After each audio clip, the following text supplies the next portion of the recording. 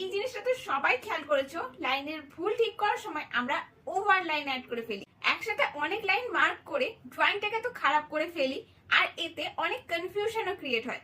মানে ফার্স্ট লাইনটা ঠিক করার জন্য সেকেন্ড লাইন মার্ক করলাম, সেকেন্ড লাইনের অ্যাঙ্গেলটাও ঠিক লাগছিল না, তখন আবার আরেকটা থার্ড লাইন মার্ক করলাম।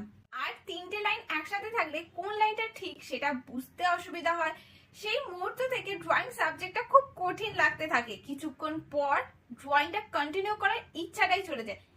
এই কনফিউশনটা যাতে না হয় তার জন্য আমাদের করতে হবে কি, যখনই কারেক্ট লাইন ড্র করা হয়ে যাবে সঙ্গে সঙ্গে ভুল মনে হওয়া আগের লাইনটা মুছে ফেলবে।